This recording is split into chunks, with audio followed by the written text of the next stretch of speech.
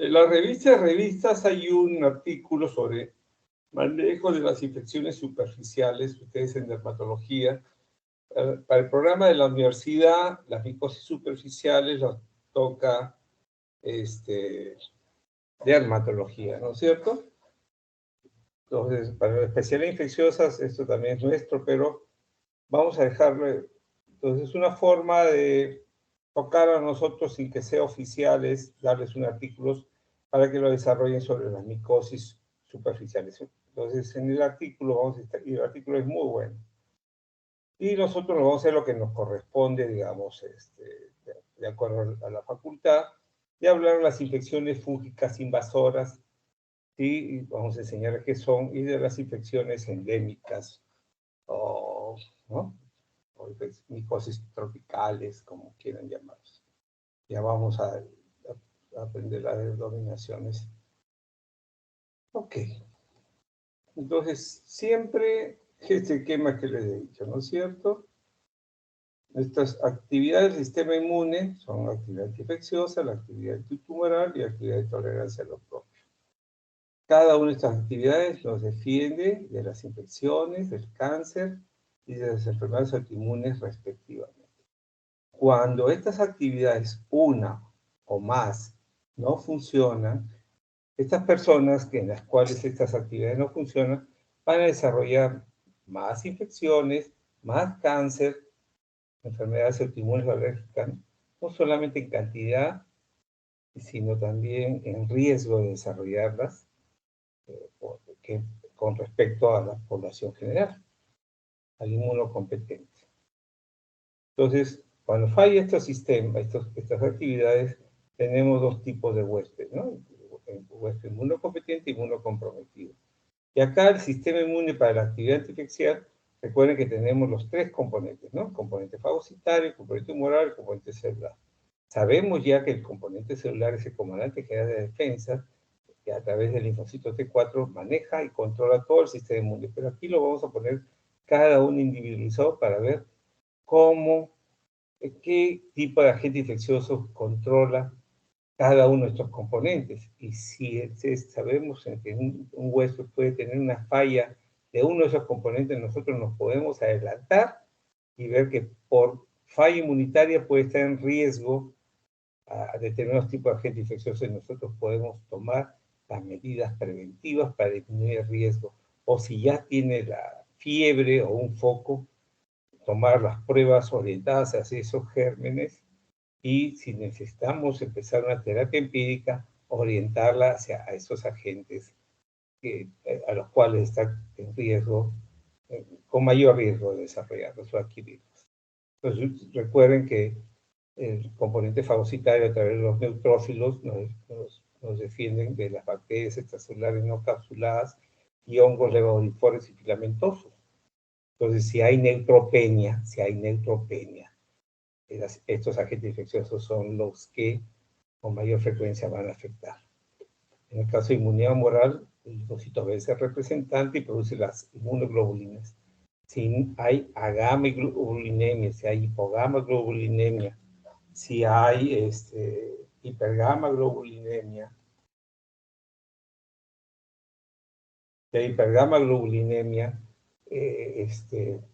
las personas que estarán en riesgo de desarrollar infecciones por encapsulados, sobre todo bacterias encapsuladas, neumococo, meningococo, hemófilos influenzae, ya hemos dicho.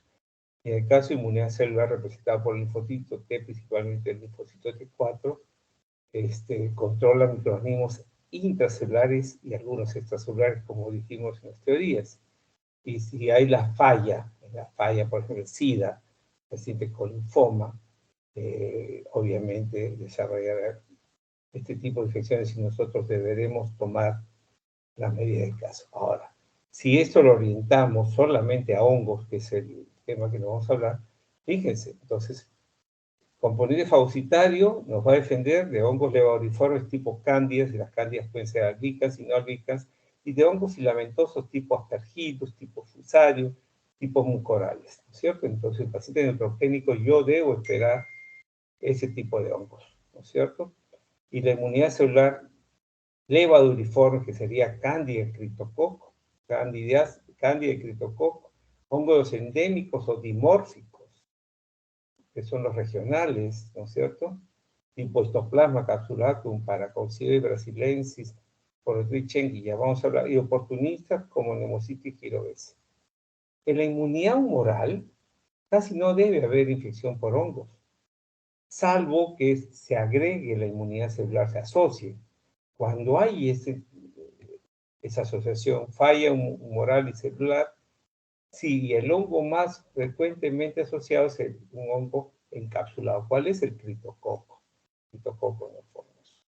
Pero entonces los dos componentes del sistema inmune, los dos componentes inmunes que nos van a defender principalmente de los hongos, es el componente fagocitario y el componente celular.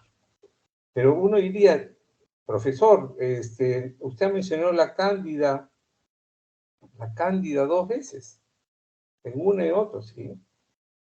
Entonces, dependiendo qué tipo de componente está alterado, la cándida va a tener un comportamiento clínico.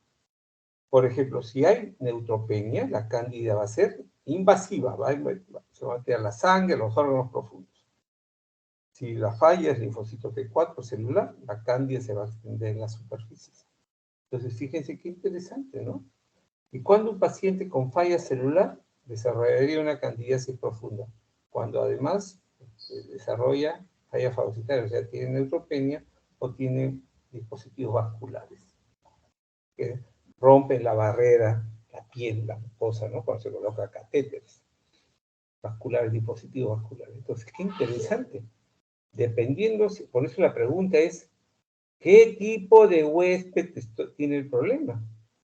¿No es cierto? Entonces, cuando yo vea un paciente, qué sé yo, empiezo mi internado y resulta que el primer día me encuentro un paciente que tiene hemocultivo positivo con cándida, tiene candidemia, y uno diría, ¿qué tiene candidemia? Entonces, solamente hago mi ejercicio mental y digo, ¿será neutropénico? ¿Tendrá falla fagocitaria, no es cierto? ¿O tendrá dispositivos vasculares? ¿De acuerdo? O si tiene en la boca, solamente candidiasis en la boca, digo, pues si el paciente tiene candidiasis en la boca, tendrá falla, y es cándida, tendrá falla celular, ¿no es cierto? Entonces, para que tenga falla celular, tendrá VIH, recibirá corticoides, tendrá linfoma, mire todos con estos ejercicios, pero entonces, todas las preguntas que ustedes se responderán o plantearán en la medida que ustedes tengan claro causas que deprimen componente fagocitario, causas que deprimen la inmunidad celular, causas que deprimen la inmunidad humoral, ¿cierto? Imaginemos que un mieloma múltiple, un paciente con hipogamaglobulinemia, con asplenia, desarrolla una criptococosis, entonces dice, un momentito, esto no es solamente falla humoral, también debe tener falla celular. Entonces comienzan a buscar, no está recibiendo corticoides, buscan otros fallos, no tendrá VIH, cosas así. ¿Se dan cuenta? Entonces, uno va viendo y si ustedes saben los factores de riesgo, los factores predisponentes, los factores condicionantes de cada uno de estos agentes infecciosos, estas condiciones clínicas podrán resolver con mayor facilidad. Pero eso es estudio permanente, ordenado, sistemático. ¿De acuerdo?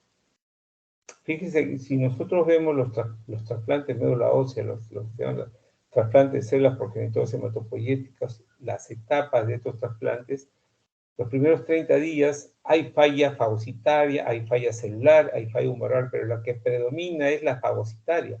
Entonces, si hay neutropenia, ¿cuáles son? Y el riesgo de infecciones, ¿qué tipo de infecciones va a desarrollar? Podría desarrollar bacterias extracelulares no capsuladas, entonces bacilos gram negativos, cocos gram positivos, ¿no es cierto? ¿Y qué tipos de hongos? Levadouriformes y filamentosos. Tenemos como ejemplo la cándida y las aspergillus. Ahí está, la teoría dices, después de los 30 días el paciente trasplantado recupera sus neutrófilos, pero sigue con la depresión de inmunidad celular e inmunidad humoral, pero el predominio de inmunidad celular, ¿no? Se va acentuando más. Entonces, ¿qué significa microorganismos intracelulares? ¿Quiénes son los microorganismos intracelulares ejemplos ahí? Los virus, comienzan a aparecer los virus en cantidad.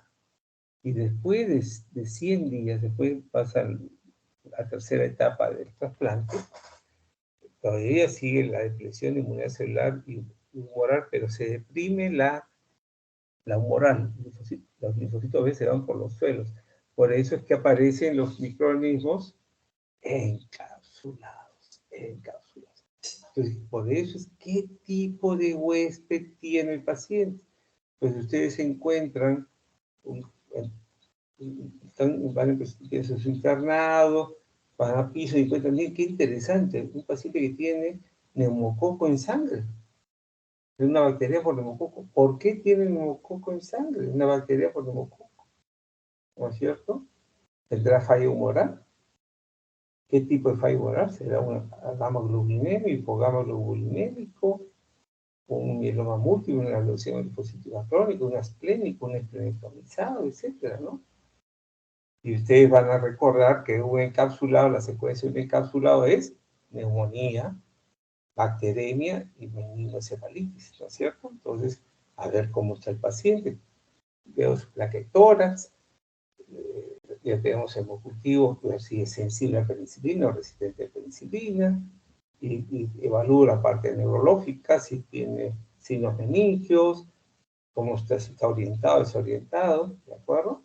Se dan cuenta que conociendo el sistema inmune, los agentes infecciosos, puedo entender cómo se comporta la gente. Entonces, eso me orienta a esperar complicaciones, a pedirle sus pruebas diagnósticas, ampliar y obviamente saber también qué antibiótico. Llego y le están dando, qué sé yo, ciprofloxacino, le digo, oye, el neumococo no debe darle ciprofloxacino, no tiene actividad. Y acá dice sensible a penicilina, hay que darle penicilina. Y tiene meningoencefalitis, las drogas que atraviesen la barrera hematocefálica, penicilina, 24 millones de unidades, o podría darles extraxones, ¿no? 2 gramos cada 12, cosas así. Entonces, todo eso es muy importante. Entonces, pero vamos a los hongos, regresamos a los hongos. Entonces, la primera etapa, los primeros 30 días, está en el tropénico, voy a tener los levauriformes y los filamentos. Y en la última etapa de inmunidad, en la segunda y tercera, voy a tener los hongos que se asocian a depresión celular, es decir, levauriformes que puede ser criptococo o puede ser cándida, ¿sí? Levauriformes, cándida, criptococo, puede haber los endémicos que son los regionales, que puede ser citoplasma para cocción. Entonces hay que buscar si el paciente viene de zonas endémicas, ¿no es cierto? O trabaja con productos que pudiera haber hongos, madera, por ejemplo, criptoplasma, etc. Ha tenido viajes, etc. Y neumocitis, todos los hongos son oportunistas, ¿de acuerdo? Pero ustedes dirán, doctor, fíjese, yo veo ahí el Aspergillus en las 3 etapas. Y usted no los ha mencionado, sí, pues se mencionó solamente en el fagocitario. Lo que sí se acepta es que todos los que tienen fallas fagocitarias, el comportamiento de los hongos va a ser invasivo. Se va a meter a la sangre, va a ir a los órganos profundos, etc. Formas invasivas malas. Y todas las que son generalmente segunda y sobre todo tercera etapa, pero segunda y tercera, son formas crónicas, semi-invasivas, ¿no es cierto? Crónicas e invasivas. Entonces, las Aspergillus en la fase fagocitaria, en la fase de falla fagocitaria, es invasivo. En la segunda y tercera fase son crónicas. Por eso son invasivas. Por eso que lo vemos en la enfermedad pulmonar obstructiva crónica, lo vemos en los cirróticos, lo vemos en los nefrópatas, lo vemos en los diabéticos, en los alcohólicos, ¿no es cierto? En los tumores sólidos, etc. ¿Correcto? Entonces, ¿y por qué los virus aparecen en el fagocitario? Pero solamente el herpes, ¿no? El herpes simplex. Porque en el componente fagocitario también hay un natural killer, ¿no? Un linfocito natural killer que lo vemos. Ese natural killer, ustedes lean, los natural killers nos protegen de infecciones virales de células neoplásicas. Y en la fase fagocitaria, lamentablemente, los coge. Pero ¿contra qué virus nos defiende? Contra herpes simplex. Entonces, los pacientes que tienen neutropenia, es muy común ver ellos herpes simplex, ya sea oral o genital. Pero nada más, y generalmente no se disemina, podría diseminarse si tiene otra asociación, pero es básicamente vital. Pero quédense con la cabeza. En los pacientes fagocitarios, los pacientes con falla fagocitaria voy a tener más cándida y más filamentosos, tipo aspergillus, tipo mucorales, tipo fusarium. Y en la fase celular, falla celular, que voy a tener levauriformes, pero tipo Candida, Critococcus, cualquiera de ellos, los endémicos o dimórficos, que ya vamos a recordar, y la oportunista neumocita. En la falla humoral que vamos a tener siempre y cuando esté asociada con una falla celular de Critococcus. Y no. ¿Qué son las infecciones fúngicas invasoras o invasivas? Aquellas que afectan habitualmente tejidos, órganos y líquidos orgánicos enteros. O sea, cuando estén en tejidos estériles, vamos a hablar de infecciones fúngicas invasoras o invasivas. ¿De acuerdo? O sea, ¿qué cosas? Tengo piel, mucosa, uñas, no, esas son mucosas superficiales. No son invasivas. Invasivas es sangre y órganos profundos. Líquido cefalorraquídeo, líquido ascítico, líquido torácico, líquido articular, ¿no es cierto? Corazón, hígado, vasos, riñones. Eso son infecciones fúngicas invasivas. ¿Correcto? Dos categorías, las infecciones oportunistas y las endémicas. Las endémicas también son oportunistas por presentación, pero se clasifican así oportunistas. Entonces tenemos hongos levauriformes, filamentosos y tenemos cistis girovesa. Y los endémicos son los hongos dimórficos, regionales, ¿no es cierto? Estoplasma capsulatum, Paracoccidioides brasilensis, Coccidioides simitis, Blastomyces dermatitidis, Sporotrichенki, y en las oportunistas que tenemos la cándida, el aspergillus, los mucorales, fusarium, criptococos, neumocystis girovesa. Estas infecciones fúngicas invasivas lo vemos en diferentes tipos de poblaciones, pero principalmente están centradas en tres grupos. En pacientes oncohematológicos o pacientes trasplantados de células progenitoras hematopoyéticas, en los pacientes en unidades de cuidados intensivos, pacientes críticos, porque ahí están invadidos de catéteres, inmunosuprimidos, renales, hepáticos, diabéticos, etcétera, ¿no? Y los pacientes que reciben la terapia biológica moderna actual, ¿no? La terapia dirigida. Entonces, todas estas infecciones cada vez son más frecuentes en los hospitales porque cada vez tenemos más pacientes inmunocomprometidos, tenemos más pacientes hospitalizados graves, ¿sí? Con enfermedades de base graves. Entonces hay mayor mortalidad y esto conlleva mayor carga de trabajo asistencial. Los levauriformes representados por la cándida, la mortalidad va entre 30 y 50%. Y los filamentosos vamos a representarlos por la aspergilosis, la mortalidad va entre 40 y 100%. Sabemos que entonces las infecciones fúngicas invasoras por filamentosos son mucho más graves y matan más. Hay que tener mucho cuidado. También es que hay que intervenir tempranamente, así como hemos hablado de infecciones bacterianas, la sepsis bacteriana, que hay que intervenir tempranamente, también hay que intervenir tempranamente ante la sospecha de una infección fúngica invasora. Y nosotros esperamos que nos crezca el hemocultivo, que se nos va a morir el paciente.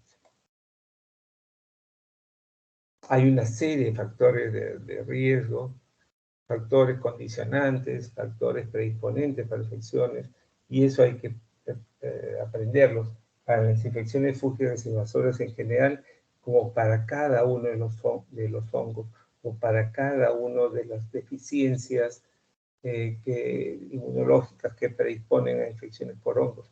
Recuerden lo que hemos dicho, hay factores inmunes que predisponen a infecciones y hay factores no inmunes que predispone infecciones. Por ejemplo, para la candidiasis invasiva, ¿cuál es el factor inmune que predispone la neutropenia? ¿No? ¿Cuál es el factor no inmune que predispone a la candidiasis invasiva? Dispositivos vasculares. ¿No es cierto? Fármacos, corticoides. Los corticoides es un factor no inmune, pero actúa sobre el sistema inmune y deprime. ¿Y qué conlleva los corticoides? conlleva depresión celular. Por lo tanto, ¿cómo se va a comportar esa cándida?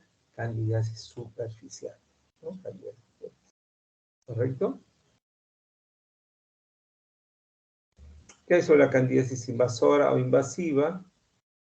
Tenemos diferentes formas de candidiasis invasora o invasiva. Ustedes ven ahí la candidemia, el compromiso de órganos profundos, la candidiasis diseminada, que sería la suma de candidemia más compromiso de órganos profundos, hígado, vasos, riñones, la endocarditis, la meningitis. Excluye candidiasis superficial, piel mucosa. Pero lo que sabemos, la clasificación moderna actual dice candidemia, solo candidemia. Candidiasis invasiva, candidemia. ¿Qué significa la candidiasis invasiva candidémica? En sangre y en órganos profundos. ¿Qué significa la candidiasis invasiva no candidémica? Solamente órganos profundos. Esa es la clasificación. Usted guíese de la candidemia pura, de la candidiasis invasiva candidémica y de la candidiasis invasiva no candidémica. ¿Por qué? Porque eso les va a servir de guía para decidir cuánto dura el tratamiento. Ya vamos a hablar más adelante. La candidemia es la forma más común de candidiasis invasiva o invasora. Es el cuarto lugar entre las infecciones de torrentes sanguíneos nosocomiales en los Estados Unidos, y en algún momento llegó a ser el primer lugar entre las infecciones de torrentes sanguíneos en las UCI en los Estados Unidos. A pesar del género, que el género Candida contiene aproximadamente 200 o 250 especies diferentes, 5 son las principales y producen el 95 o 97% de las infecciones en humanos.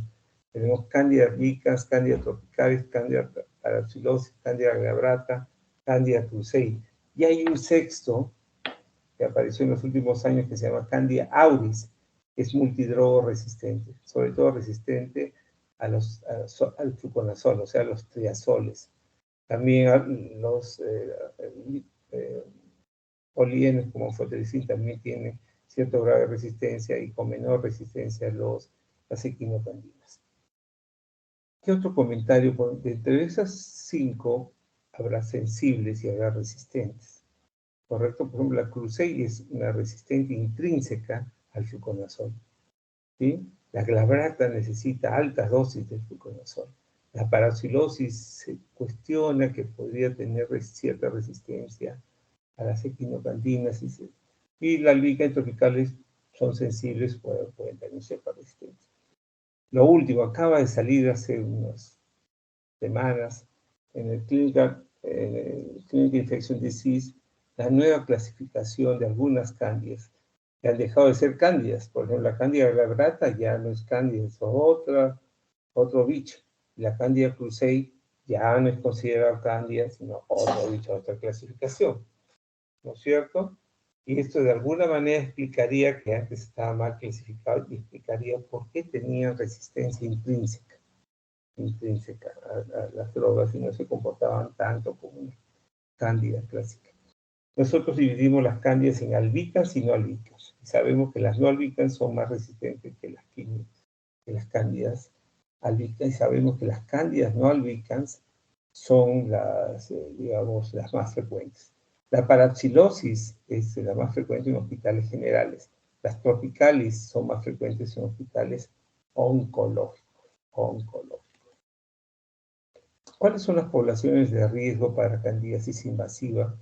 Los extremos de la vida, menores de 1 año de edad, adultos mayores, pacientes oncológicos, sobre todo neoplasias hematológicas, pacientes que reciben quimioterapia, pacientes que tienen enfermedad hipertensión, pacientes que son diabéticos, pacientes que tienen catéter venoso central, pacientes que tienen corticoterapia, pacientes que usan antibióticos de amplio espectro, pacientes que están colonizados en múltiples zonas del cuerpo, pacientes trasplantados, etcétera, etcétera, etcétera. Pero piensen en eso, aquellos que tienen invasivas, que tienen falla fagocitaria, están neutropénicos, que tienen líneas vasculares, ¿no es cierto? Líneas son los principales. Y aquí ustedes lo ven, vean acá, para las cándidas, por ejemplo, miren cuál es la que tiene más cruces, neutropenia y catéteres y otros dispositivos. Y cuando dices inmunodeficiencia SIDA, es falla celular, entonces en la superficie, pero para invasoras son falla fagocitaria, neutropenia y catéteres, ¿cierto? Hay para otros hongos, pero vamos para la cándida que estamos hablando. hay que saber los factores condicionantes predisponentes de riesgo para cándida, los factores inmunes y extrainmunes que ya los hemos mencionado y acabamos de mencionar.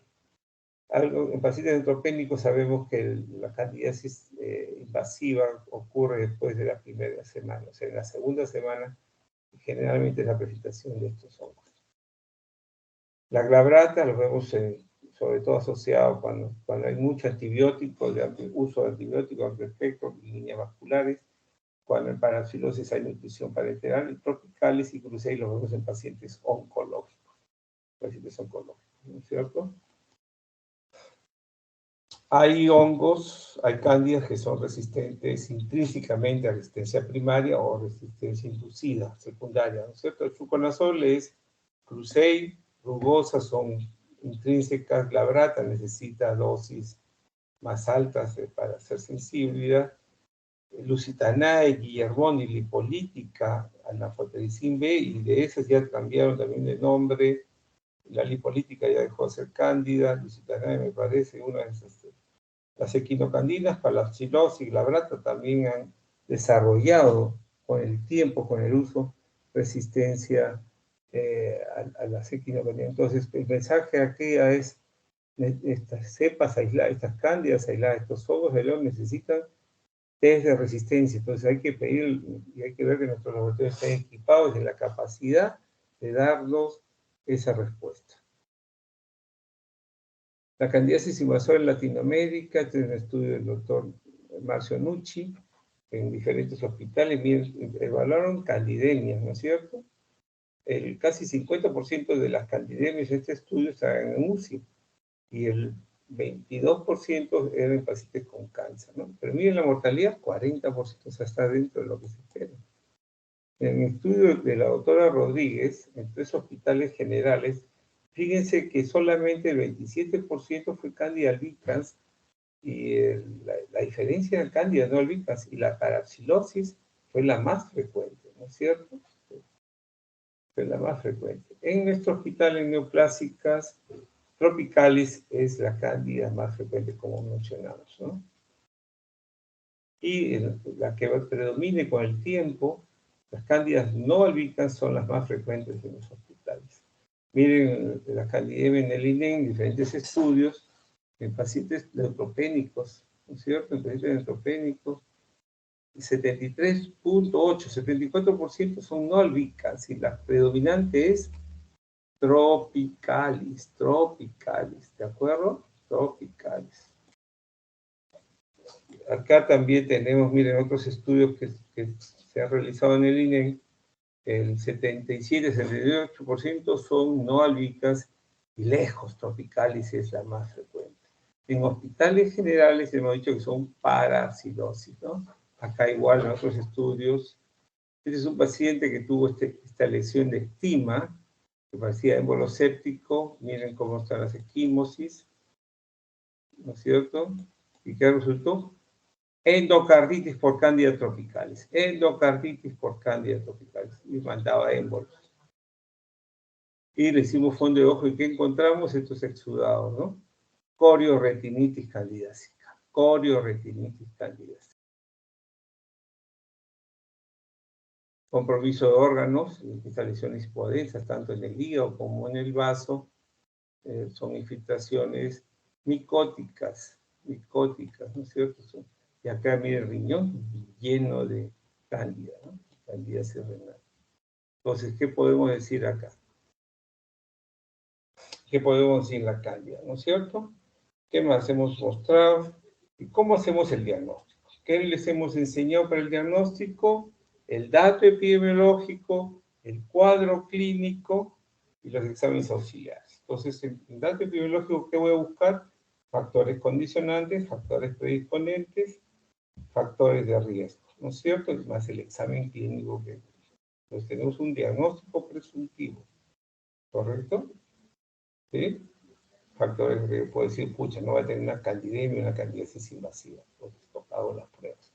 Entonces tengo que pedirle los exámenes auxiliares. Y los exámenes auxiliares que hemos dicho que tenemos para la búsqueda, las pruebas dependientes de cultivos y las pruebas no dependiente de cultivos. ¿Cuáles son los problemas de las pruebas dependientes de cultivo? El tiempo, al principio. Una cándida puede demorar 3, 5, 7 días.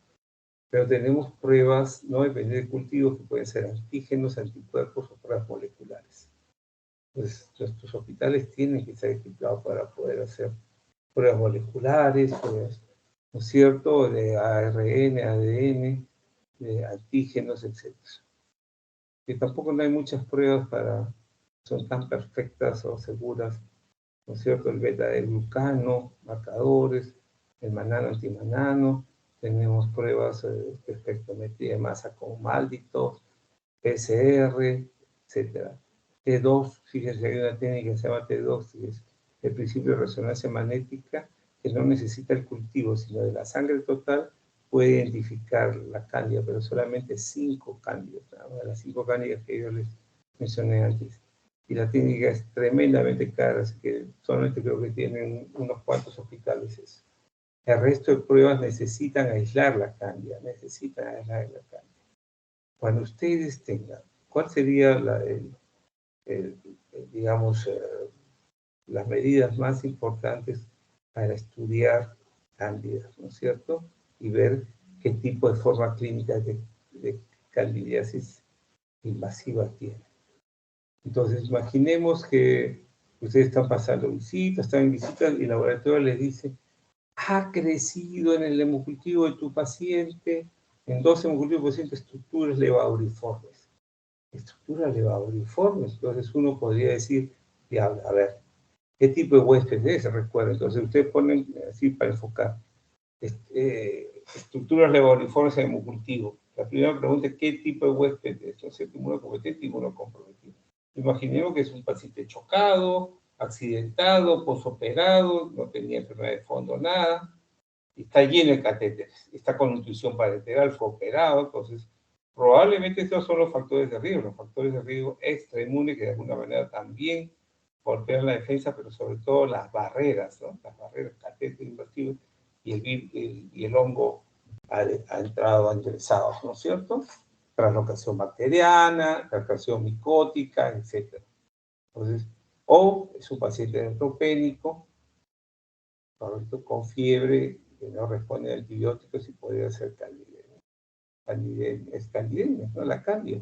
O es un paciente que recibe corticoides, o es un mieloma múltiple, o es un linfoma maligno, y usted dirá, diablos, esto lo voy a hacer en criptococo, que es el hongo que le corresponde. La cándida en un paciente con falla celular debería ser más superficial, y no le he encontrado ni mude oral, si es mujer no tiene bulbovaginitis, no hay cándida, entonces esto debe ser un criptococo.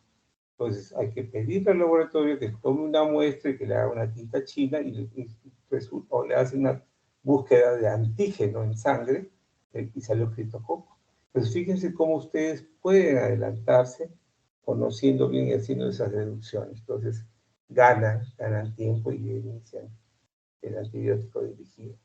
Si no pueden hacerlo, entonces mis hongos levaduriformes de elección podría ser una cándida y podría ser un criptococo. ¿Qué antifúngico cubre? Ya hablaremos de antifúngicos, hablaremos que anfotericin B cubre los dos. Entonces, uno dice, no voy a ser salado que me toca un trichosporum, que es resistente a anfotericin B. No es lo más frecuente, podría ser, pero ustedes van cubriendo las posibilidades empíricamente de los hongos más frecuentes. Entonces, eso es importante. En la medida que ustedes tengan más información, van a enriquecer mejor sus deducciones, su enfoque clínico. Entonces, el laboratorio le dice candidemia, ¿no es cierto? Entonces, ok. Y todavía no han tipificado, entonces empiezo equinocandinas, porque es en sangre. ¿Por qué las equinocandinas? Porque las equinocandinas son los hongos que con mayor rapidez eliminan el hongo en la sangre. Entonces, pero podría ser criptococo, entonces mientras no me informen, tendría que usar anfotericin B. Pero imaginemos que es cándida, entonces empieza equinocandina y una vez que empiezan equinocandina, cada 2 o 3 días le van a tomar hemocultivos, para hemocultivos. Cuando tengan el primer par de hemocultivos negativos, o sea, van tomándolo cada 3 días, con fiebre y sin fiebre, tenga el primer par de hemocultivos negativos, de ahí suman 14 días más para completar, si es una candidemia pura, es decir, por ejemplo, el primer par de hemocultivos demoró 2 semanas, ¿no es cierto? 2 semanas más, 4 semanas para candidemia pura. ¿Y cómo sé que es una candidemia pura? Porque yo ya le hice imágenes, tomografías abdomen pélvica, salió negativa para hígado, para vaso, para riñones, le hice fondo de ojo para descartar coriorretinitis, le hice evaluación cardiológica con ecocardiografía derecha e izquierda para descartar endocarditis.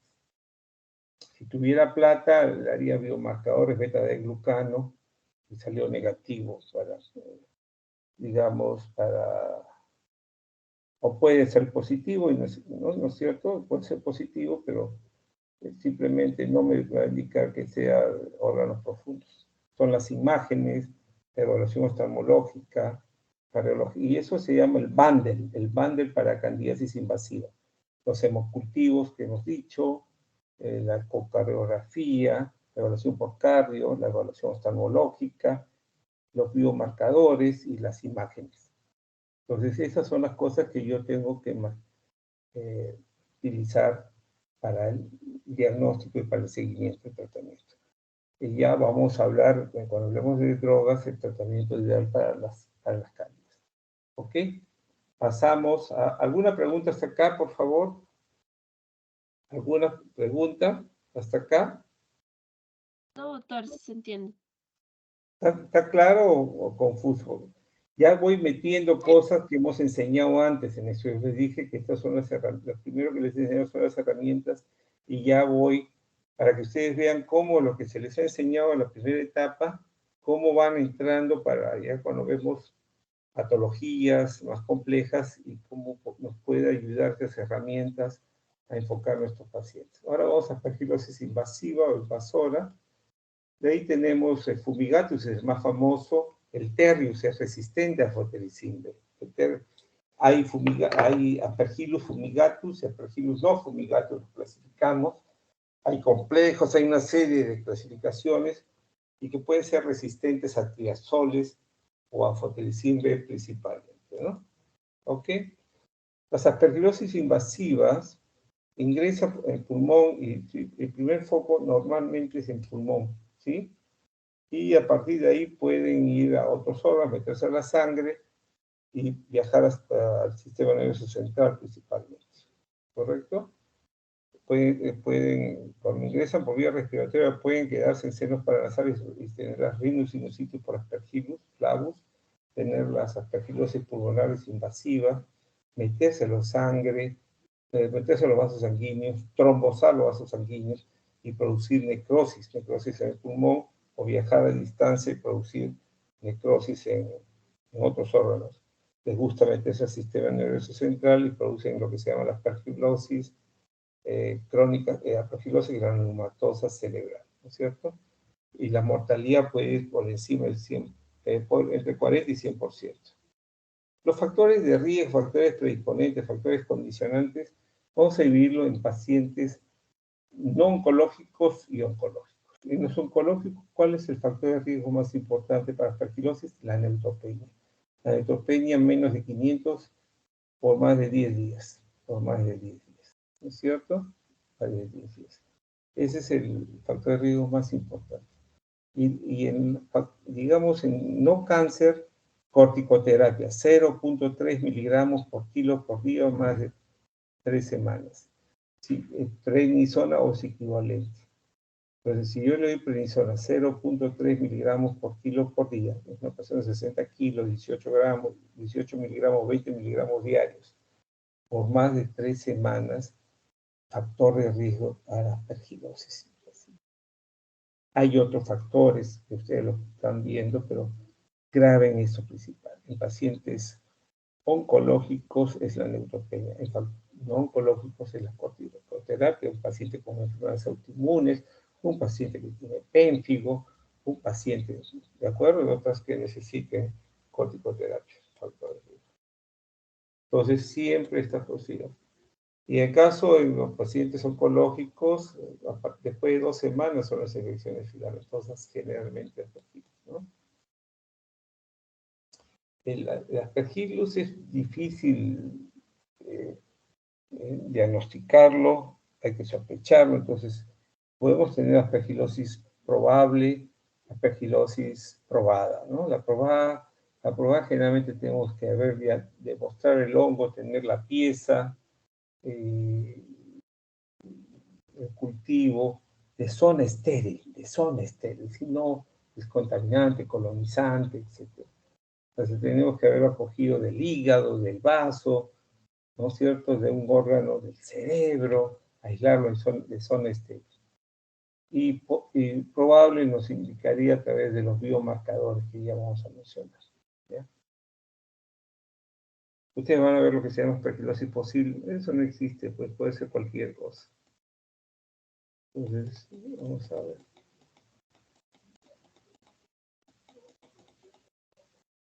Esta es una rhinosinusitis por Aspergillus flavus.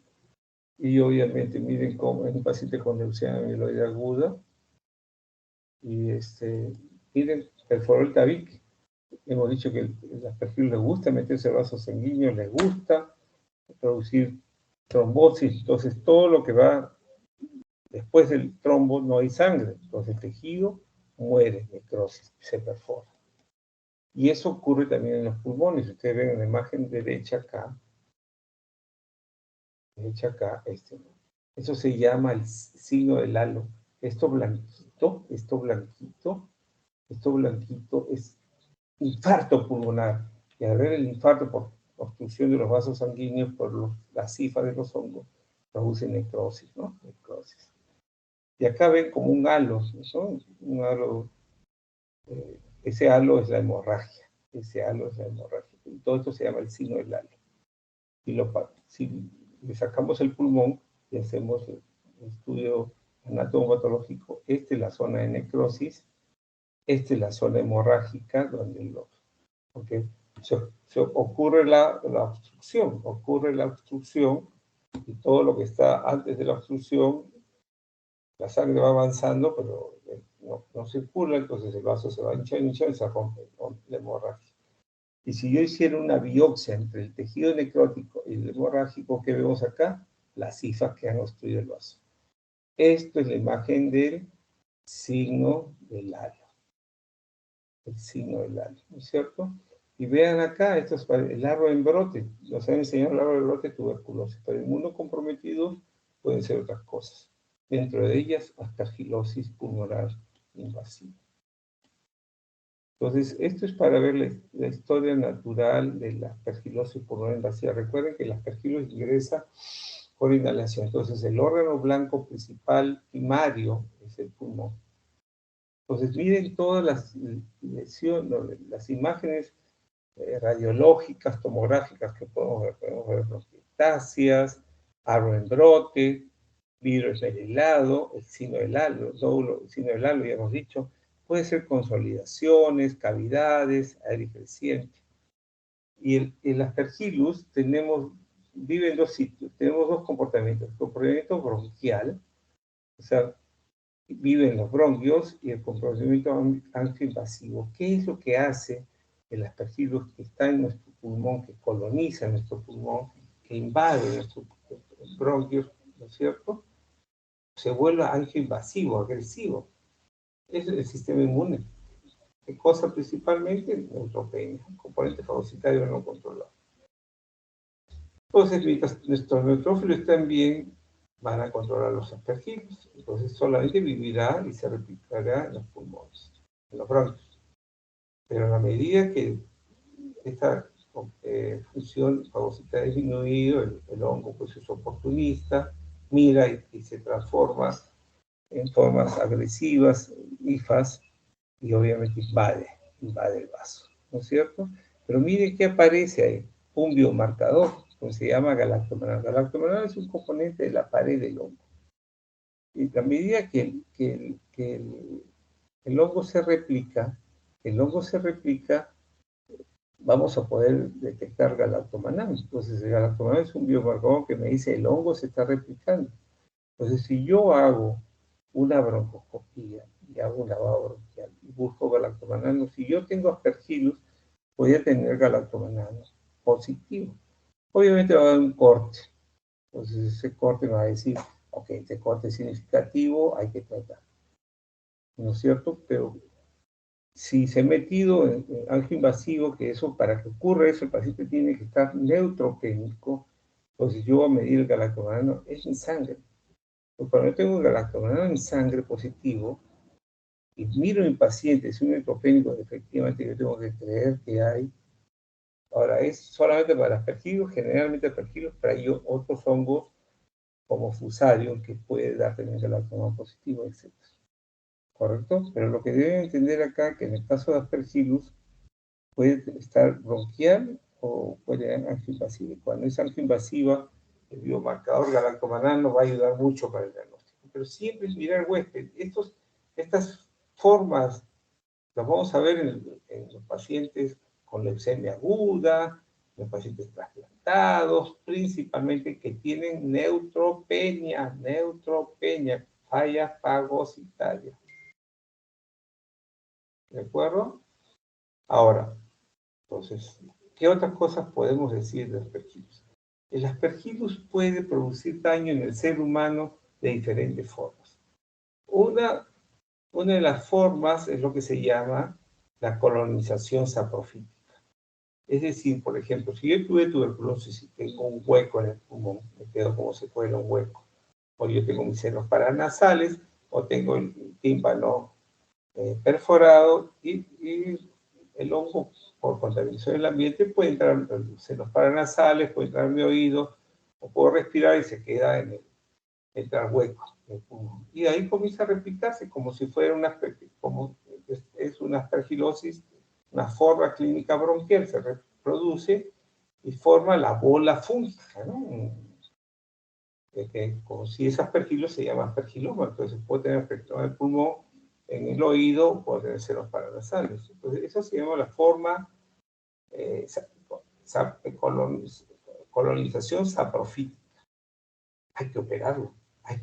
Si es unilateral, hay que operarlo porque esa bola va a seguir creciendo digamos, hacia afuera y también carcomiendo la tierra y puede encontrar un vaso sanguíneo y producir hemoptisis. En el caso del pulmón, senos paranasales, eso puede comportarse como un caldo de cultivo y que las bacterias crezcan ahí, infecciones, sinusitis, y también puede producir sangrado porque va creciendo y va comiendo el piso de senos paranasales. Y en el oído igual. ¿Correcto? Entonces, cuando es aspergiloma unilateral, aspergiloma unilateral es profilaxis, es cirugía. Cuando es bilateral, ahora hay tratamientos antifúngicos muy buenos, orales y endovenosos, que nos permiten manejar las formas bilaterales, incluso las unilaterales. Por vía oral, digamos, posponiendo la cirugía, dependiendo de la situación. ¿Correcto? Esa es la primera forma, colonizante saprofítico. La otra es hipersensibilizante, el hecho que el hongo entra al cuerpo y causa como alergia, el cuerpo no lo soporta. Entonces es como una rhinosinusitis alérgica por aspergillus. La forma más severa vendría a ser la aspergilosis broncopulmonar alérgica. La aspergilosis broncopulmonar alérgica, como si fuera asma. ¿De acuerdo? Entonces, la tercera forma es la invasiva. La invasiva es lo que estamos hablando en los pacientes con leucemia, ¿no es cierto? Que hemos hablado del signo del halo, que se mete en la sangre y todo. Hay formas invasivas que los vemos en los alcohólicos, en los diabéticos, que son las formas crónicas que hemos hablado. Y la cuarta forma que puede producir daño es la química. Puede producir neumonitis química. Algunas hay aflatoxina que la han relacionado con el cáncer de hígado, produce una serie de sustancias que pueden producir acciones químicas. Entonces, esas son las cuatro formas por las que el aspergillus puede producir daño en el ser humano. Tratamiento ya vamos a hablar cuando hablemos de drogas. La mucormicosis, son los mucorales, ¿no? Los mucorales es toda una familia heterogénea, ¿no es cierto?, que está los mucor, los rhizopus, ya no se llama Accidia, sino leistemia, ¿no? Básicamente. Y hay factores de riesgo. Lo más importante de los factores de riesgo son la neutropenia, la corticoterapia, la diabetes con cianoacidosis y la terapia inmunosupresora. ¿Correcto? Es muy importante que punto de partida, sobre todo, podemos tener pacientes inmunocompetentes, inmunocomprometidos, traumas, por ejemplo, quemados, puede invadir la piel, formas cutáneas localizadas, y de eso estamos hablando de pacientes sistémicos, mucorales, ¿no? Son de alta mortalidad, el 40-100%. Esto es una niña con leucemia aguda en el paladar, mucormicosis. ¿Ok? Y gracias a la coloración argéntica detectan hifas gruesas, deformes, sin tabiques, que se ramifican en 90 grados, a diferencia de las pergilus, que son rectas, son más regulares, las hifas son tabicadas y ángulo de 45 grados, ¿no? Es diferente. El aspergillus tiene el signo del halo, la mucormicosis tiene el signo del halo invertido, que igual es un infarto. Son lesiones caprichosas, pero igual equivalen a infarto. El otro filamentoso es fusariosis. El factor de riesgo más importante, neutropenia. Y el punto de partida donde sale el logo, revisen siempre los dedos, los pies, las manos, las uñas, onicomicosis, dermatomicosis, ahí va a estar el aspergillus. Entonces, chequeen, raspen la piel, raspen la uña, evalúen, no vaya a ser el punto de partida antes que le den inmunosupresores a los pacientes con cáncer, trasplantados, pacientes con enfermedades autoinmunes que van a recibir inmunosupresores biológicos. Y en este caso, este paciente tenía lesiones, no lo vieron, y miren, chequearon su dedo, sus espacios interdigitales, después que apareció esto, fusariosis diseminada. Entonces, primero no hacer daño, miren, no hacer daño. ¿Ok? Entonces hemos terminado con los principales hongos en los que tienen falla fagocitaria, ¿no? La candidiasis, los aspergillus, los mucorales y los fusarios. Vamos a hablar de hongos de falla celular. Obviamente hemos dicho la cándida, pero la cándida en falla celular no se comporta como invasiva, sino superficial. Entonces sí nos vamos a ver sobre el criptococo. El criptococo neoforme, el criptococo gati. El criptococo neoforme le gusta el sistema nervioso central, el gati se queda de pulmón. Recuerde que es un hongo encapsulado, por lo tanto ingresa por vía respiratoria y hace neumonía crónica. Se mete la sangre, hace fungemia y atraviesa barrera hematocefálica y hace meningitis crónica o meningoencefalitis crónica. Hay un artículo muy bonito que hemos introducido ya en los grupos atrás que nos va a hablar de las meningitis crónicas, el enfoque de meningitis crónica. ¿De acuerdo? Ustedes ya llevaron neuro, pero vamos a repasar eso desde el punto de vista infeccioso. ¿Ok? ¿Cuáles son los factores de riesgo para criptococo? Todo lo que tenga que ver con falla inmunidad celular, ¿no es cierto? CD4, pacientes con VIH, linfomas, corticoterapias crónicas, dentro de las principales, ¿no es cierto? ¿Ok? Entonces, el diagnóstico lo hacemos con factores de riesgo, predisponentes, condicionantes, es el dato epidemiológico, el cuadro clínico que ya hemos dicho que podría ser pulmonar, podría ser fungémico, podría ser meningoencefalítico, ¿no es cierto? Estudiamos el líquido cefalorraquídeo, hacemos las pruebas diagnósticas, pueden ser dependientes de cultivos y no dependientes de cultivos. Las dependientes de cultivos son las pruebas directas, la tinta china que nos va a permitir un hongo leoboriforme encapsulado que está gemando. ¿No es cierto? El cultivo saburó, ¿no es cierto? Demora. Y las pruebas no dependientes de cultivos tenemos el antígeno. Buscar el antígeno criptococo y buscar pruebas moleculares principalmente. ¿No es cierto? Nos permitiría el diagnóstico, punción lumbar. O sea, fíjense, si yo tengo sospecha de criptococosis, tengo que buscar pulmón, tengo que buscar sangre, tengo que buscar sistema nervioso. Estas ya son coloraciones en tejidos, este es meteramina de plata. Y por último, los tratamientos los vamos a conversar en otra charla. El nemocistosis, el nemocistis girovesi, las poblaciones de riesgo, tenemos pacientes oncológicos, no oncológicos. Los oncológicos los vemos principalmente leucemia linfática crónica, los linfomas, ¿sí? Los pacientes ya oncológicos o no oncológicos, corticoterapias crónicas, los análogos de purina, que es fludarabina en pacientes oncológicos, los pacientes con VIH. El compromiso neumocistis, el 99% es pulmonar, neumonía. O sea, es la forma clínica más importante.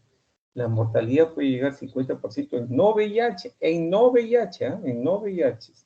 El diagnóstico es el dato epidemiológico, cuadro clínico, exámenes dependientes y no dependientes de cultivos, porque ahí hacemos PCR, y la droga de elección cotrimoxazol. ¿De acuerdo? Ahí está la placa. Y bueno.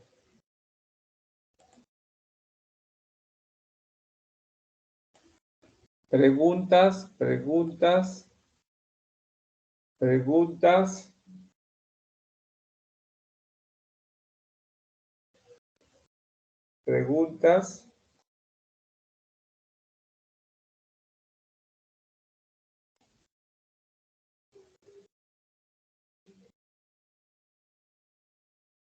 Vamos a, ustedes van a tener seminarios de micosis endémica, pero vamos a tomar unos 5 minutos para darle algunas perlas de estas infecciones. ¿Ya?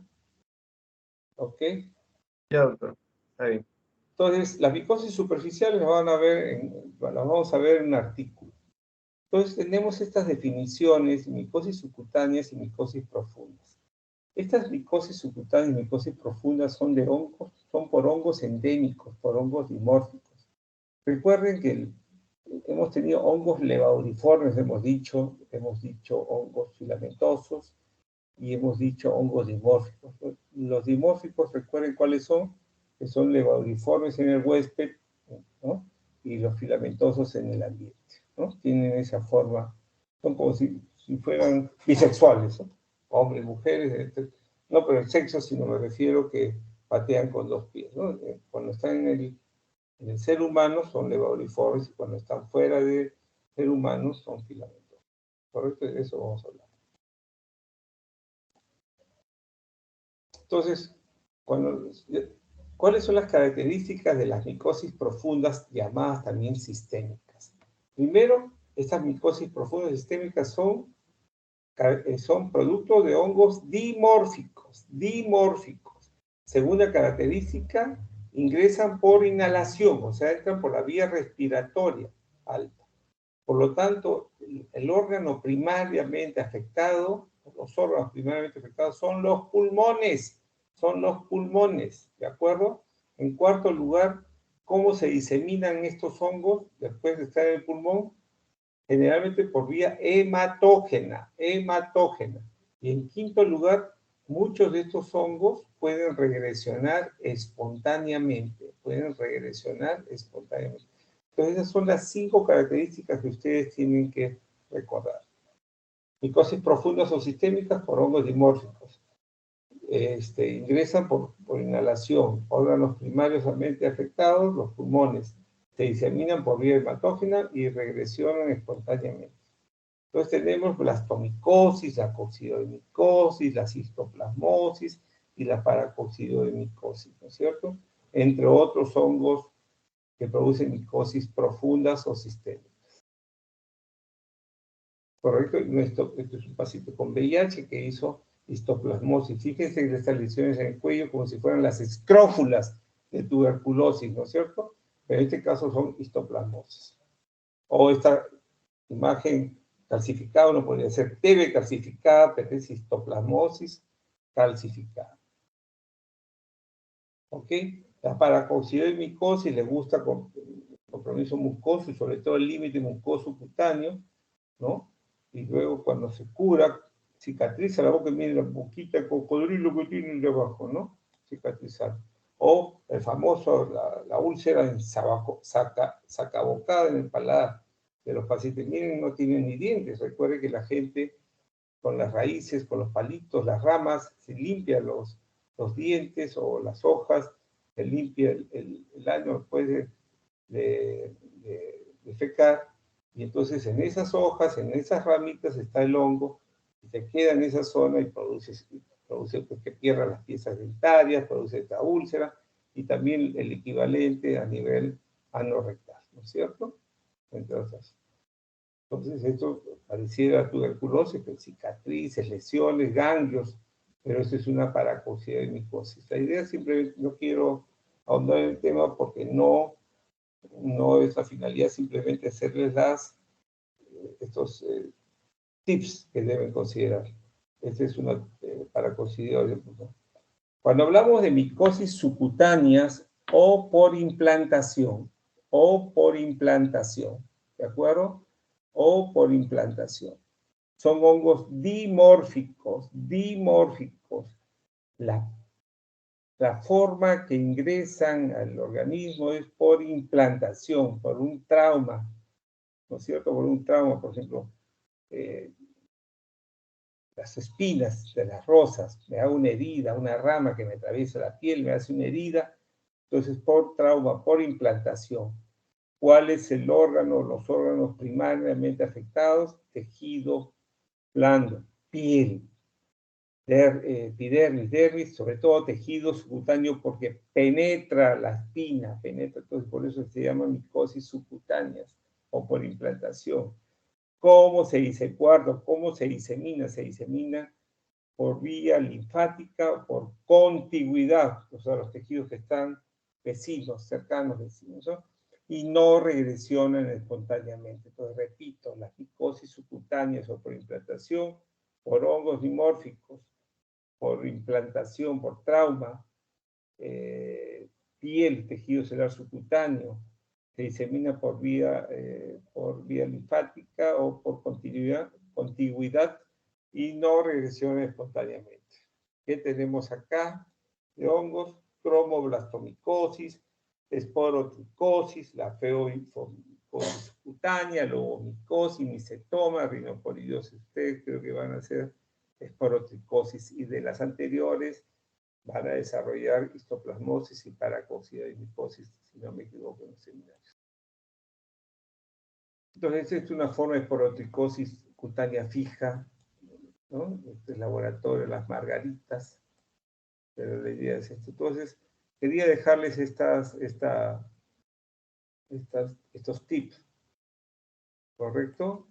Y la última charla que básicamente vamos a mencionar, ¿están cansados? ¿Están cansados o podemos avanzar? Yo les pediría unos 20 minutos, una media hora y completamos es darles unos tips de los antifúngicos. ¿Le parece, delegado? Sí, doctor, no hay problema. ¿Sí? Sí. Ok, muy bien.